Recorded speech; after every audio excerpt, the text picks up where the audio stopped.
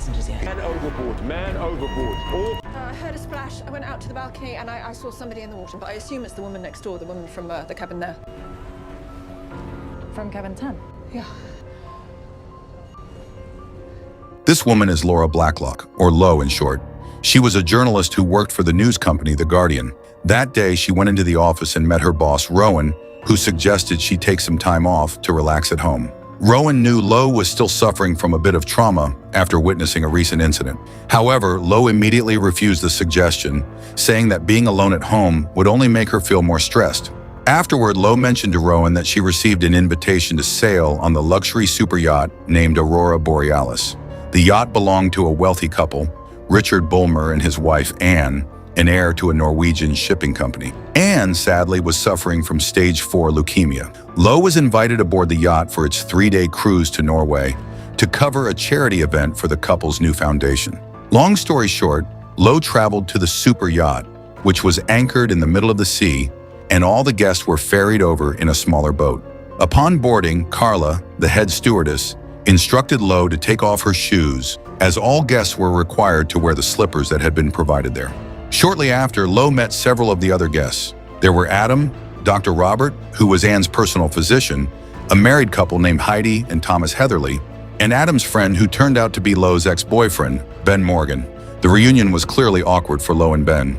After that, the guests were escorted to their respective cabins. Lo was assigned Cabin 8, which was located directly across from Heidi and Thomas's cabin. With all the guests aboard, the super yacht finally set sail. Later, as Lo was chilling on her balcony, she heard a sound of someone coughing from the cabin next door, Cabin 10. A bunch of cigarette butts then rolled onto her balcony from the neighboring one, which she immediately tossed away. Soon after, Richard gathered his guests to deliver a welcome speech. He thanked Heidi and Thomas for their generous donations. He then explained that the funds gathered would be donated to those who could not afford medical treatment. He also apologized that his wife, Anne, could not be there to welcome them as she was resting. Not long after, a late guest showed up. He was Danny Tyler, an old friend of Richard's who had an eccentric appearance. That evening, Lo had a video conference with her boss, Rowan. She mentioned that Ben was there as she got ready for dinner. As she headed to the dining event, Lo saw Ben chatting with a female guest named Grace. Feeling awkward, Lo stepped into Cabin 10 to hide. It turned out the cabin was occupied by an unidentified woman. As Lo entered the room, the woman looked totally shocked. She quickly pulled up her hood and hurried off toward the toilet. Feeling even more awkward, Lo rushed to the dinner venue. After dinner was over, the head of security escorted Lo to Anne's room because Anne wanted a private meeting with her. It turned out that Anne had been following the news articles written by Lo for a while, and it was Anne herself who insisted on inviting Lo to the event. At that moment, Anne looked very sick.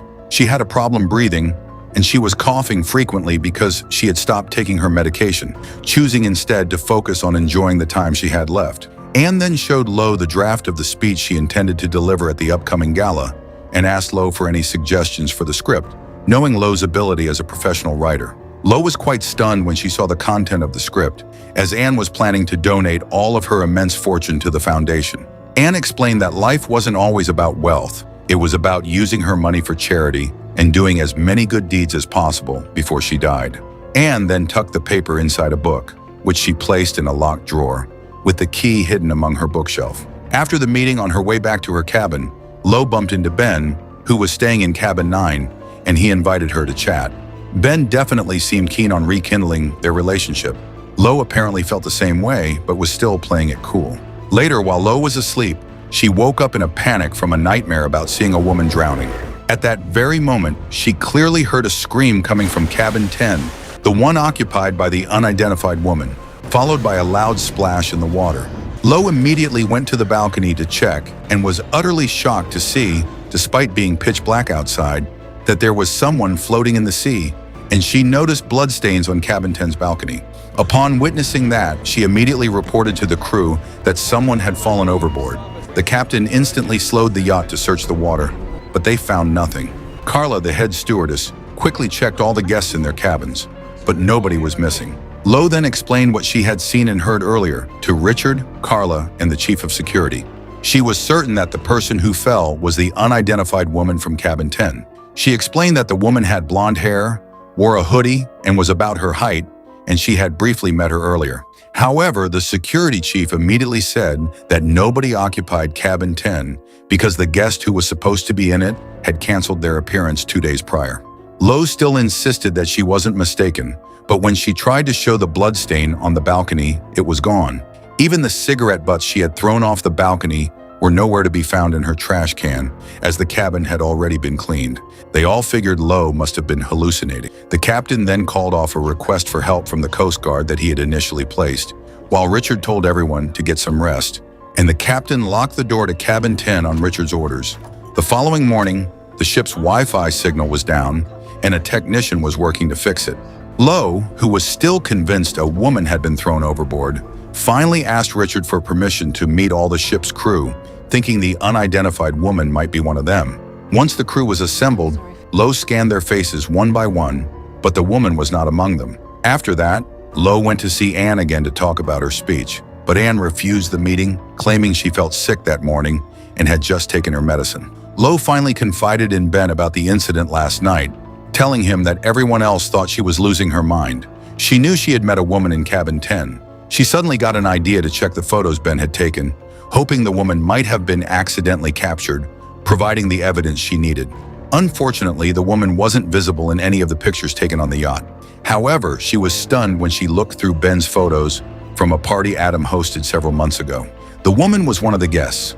Unfortunately, Ben didn't recognize her and said she was just a stranger who had walked into the bar. At that very moment, Laura showed the woman's photo to Richard and the other guests. This wasn't solid proof, as the woman was only seen at a party months ago and not on the ship. Adam, upon seeing the photo, claimed he didn't know her, thinking she was just a stranger. On the other hand, Ben had received a message from Lowe's boss, Rowan, about a traumatic event Lowe had witnessed several months ago, about a female friend of hers who died in a car accident. Ben shared this information with Richard and the other guests, thinking it might help. Dr. Robert then stepped in, explaining that traumatic memories sometimes resurface while a person sleeps, suggesting that Lowe had only experienced a nightmare the night before. Richard then tried to calm Lowe down, suggesting she go to the spa for a relaxing treatment. He wanted his cruise to run smoothly and for all the guests to enjoy themselves.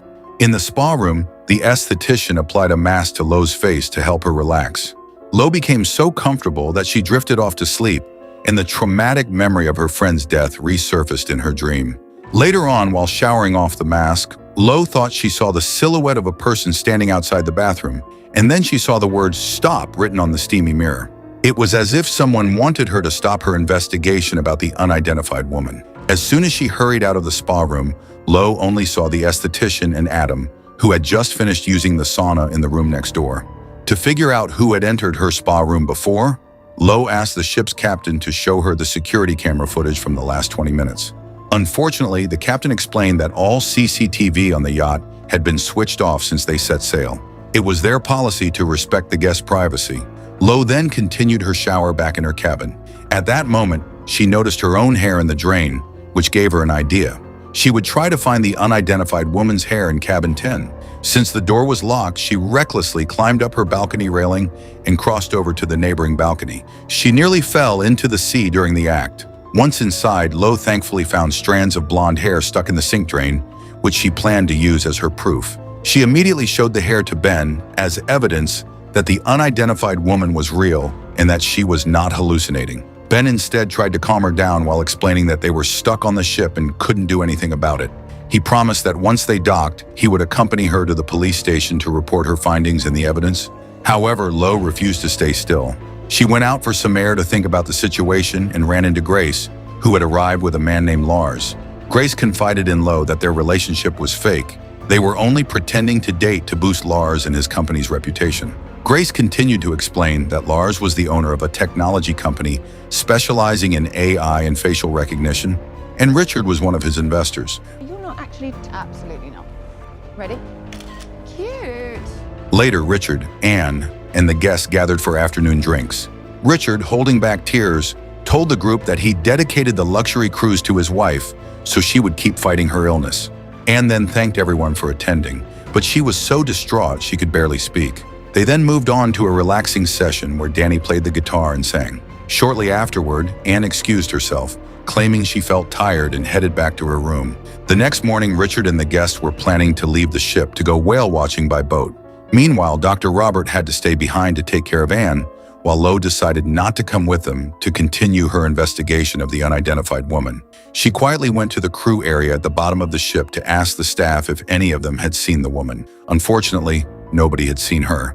On her way back, Lo ran into Dr. Robert, who asked what she was doing in the crew area. Lo quickly covered by saying she was just exploring the yacht. When Lo finally returned to her cabin, she saw that the cleaning service had just finished tidying up. Thankfully, she had hidden the blonde hair strand in the sink drain, and she swiftly moved it to her jacket pocket. At that moment, she also found a loose button scattered in her room. When the guests returned from whale watching, Lo was watching the waves and saw Ben having a friendly chat with Grace. The captain was also seen on the upper floor. As soon as Ben and Grace left, Lo suddenly felt she was being shoved into the yacht's swimming pool. To make matters worse, someone put the cover of the pool, making it impossible for Lo to resurface to breathe.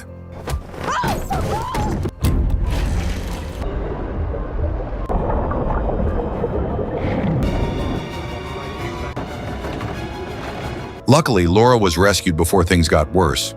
However, nobody believed her when she claimed someone had intentionally pushed her.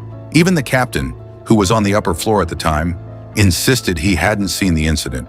Upon hearing all that, Lo was certain that someone on the ship was trying to kill her to silence her investigation into the unidentified woman. Lo's suspicions were confirmed when she noticed that Dr. Roberts' jacket was missing a cuff button, which perfectly matched the loose button she had found in her room earlier. She immediately accused Dr. Robert of breaking into her cabin. After the confrontation, Lo suddenly remembered that the plastic bag containing the unidentified woman's hair was still in her jacket pocket. She rushed to the laundry room, only to find the plastic bag was gone. It turned out Ben had told other people that Lo had the hair evidence, trying to defend her against the accusations that she was hallucinating. Lo had only one explanation. The perpetrator must have taken the evidence. Seeing Lo's behavior, which was even more delusional than before, Danny decided to cut his trip short and leave early.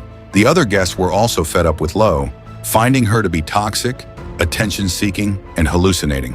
On the other hand, despite the mounting pressure, Lo stood firm, absolutely convinced of what she had seen. That night, Lo couldn't sleep. Her mind was filled with thoughts about the unidentified woman. Suddenly, someone knocked on her cabin door. She looked through the peephole and saw a hooded figure that looked exactly like the unidentified woman, who quickly walked away as if baiting Lo to follow her. Lo took the bait, chasing the figure past the crew area, through the engine rooms, and finally to a small secluded room. The figure stopped and finally showed her face, which turned out to be the unidentified woman from Cabin 10. Lo was shocked, as she had clearly seen this woman being thrown into the sea. However, the woman said she was alive and begged Lo to stop looking for her, warning that Lo's life could be in danger. The woman also confessed that she was the one who had written "stop" on the mirror in the spa room, but she insisted that she wasn't the one who had pushed Lo into the pool. Suddenly, Lo pulled down the woman's hood, revealing that her blonde hair was just a wig. Her head was actually shaved underneath. This made her look similar to Anne. As the wig was removed from her head, the woman went mad and pushed Lo until she hit her head and fainted. The woman then quickly shoved her into a small room below the floor and locked the door from the outside, keeping Lo out of sight. As soon as she came to, Lo desperately tried to open the door, but it was useless.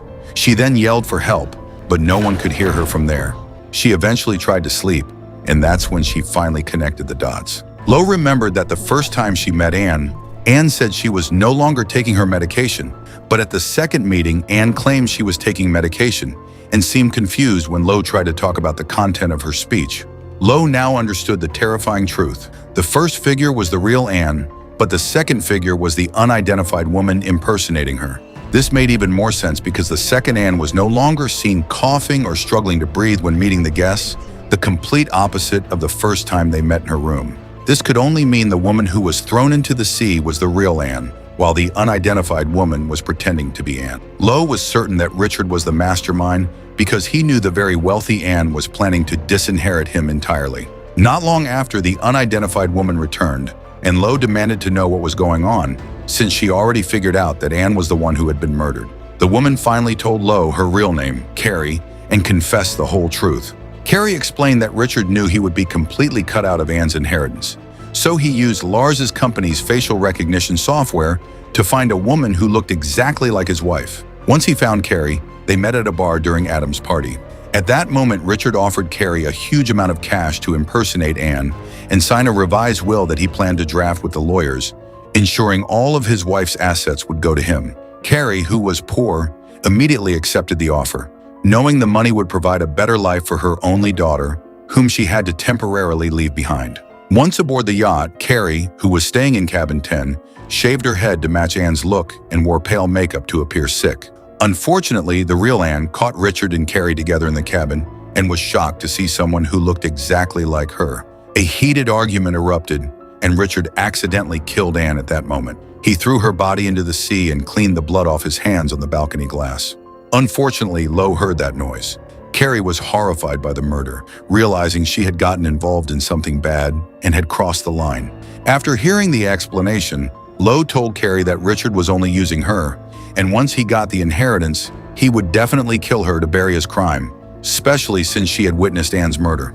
Lo suggested they team up, but Carrie, who was totally confused and afraid, bolted from the room and went back upstairs to rejoin the guests for the fireworks party Richard had organized. After the show, Ben was heading to Lo's cabin when he ran into Dr. Robert, who was just coming out. Dr. Robert told him that Lo was still very emotional and needed a lot of rest. It was finally revealed that Dr. Robert was working with Richard, and so was the ship's captain. Dr. Robert had been tasked with slowly giving Anne a drug overdose to hasten her death, while the captain's role was to monitor the ship. Both Dr. Robert and Richard were worried when they couldn't find Lo. Richard then ordered Dr. Robert to find and immediately kill her, but Dr. Robert said this had crossed the original plan. Richard was furious and threatened to report Dr. Robert for a crime he committed 3 years ago, about a similar murder by drug overdose. Cornered, Dr. Robert reluctantly complied. Unbeknownst to them, Carrie had secretly overheard their entire conversation. When Richard was finally asleep that night, Carrie slipped back to Lo's place to tell her that the yacht would dock in Norway in 2 hours, and she would leave the room door open so Lo could escape. Before leaving, Lo told Carrie to sign the will first to stay safe in Richard's eyes, but warned her to be careful after that. Lo promised to come back to save her, and they agreed they must team up to expose Richard's crimes. Long story short, the yacht arrived, and the guests were ferried by boat to the port as the large super yacht couldn't dock. Meanwhile, Dr. Robert was still trying to find Lo. He arrived at the hidden room, but luckily, Lo managed to hide just in time. On the other hand, Ben was still worried about Lo, but Richard calmly assured him that Dr. Robert would stay on the ship to look after her until she recovered. However, Ben couldn't stop thinking about Lo, and he eventually decided to sneak onto the yacht back to check on her. Meanwhile, Lo managed to get out of the hideout and went to find Anne's speech. After retrieving the speech, she tucked the paper behind her phone case and rushed off, planning to use the ship's communication system to call for help. However, Lo was confronted by Dr. Robert, who was armed with a syringe containing poison, and the ship's captain, who had joined him. Lo tried to run from the corridor, but they quickly cornered her. Just as things looked dire, Ben appeared to save her, but he was instead injected and died from the poison. Seeing her chance, Lo immediately made a desperate choice and threw herself overboard, swimming with determination toward the shore. Luckily, she reached the land soon after and found a remote cabin nearby. She quickly lit the fireplace and changed into some dry clothes she found there. On the other hand, Dr. Robert reported to Richard that Ben was dead, but Lo had managed to escape. Richard, however, wasn't concerned, believing Lo would surely freeze to death in the cold waters. He then ordered Dr. Robert to prepare for the signing of the will, which would be followed by a large gala event with Richard's colleagues. He also ordered Dr. Robert to kill Carrie once the gala was over. Long story short, the lawyers arrived, accompanied by the head of security, without any of them suspecting that the woman before them was not Anne. Carrie then reluctantly announced that she was changing her will to leave everything to her husband, claiming he had been by her side through her worst. Though doubtful at first, Carrie felt compelled to sign the will. After the signing, Richard prepared an outfit for Carrie to wear to the big gala event that night. Meanwhile, Lo managed to sneak into the event hall and approach the ship's head of security. She revealed that Richard had killed his wife Anne to get her inheritance, and that the woman who had just met with the lawyers was an imposter. She then showed the head of security Anne's original speech, which was meant to be read that evening. Luckily, the head of security was indeed suspicious during the will signing and immediately believed Lo. When the gala started, attended by many important figures, Richard proudly presented his fake wife. At that very moment, Lowe seized the moment, grabbed a microphone, and began reading the contents of Anne's speech. Carrie immediately played along, confirming the speech's authenticity. Richard was absolutely helpless. He couldn't expose Carrie's true identity without confessing to Anne's murder. Lowe pressed her advantage, knowing the guests believed the woman standing with her was the real Anne. The crucial part of the speech revealed Anne's plan. After she died, all her business and assets would be transferred to her foundation, and Richard would be completely cut out of its management. Feeling totally cornered, Richard finally snapped, exposing Carrie as an imposter and taking her hostage at knife point in front of all his guests. Richard dragged Carrie away from the gala, and Lowe publicly announced that Richard had killed the real Anne, while Carrie was just a woman hired to impersonate her. The head of security then rushed off to a warehouse to grab a rifle, while Lowe pursued Richard as he attempted to escape by lifeboat. Drop the knife! For what?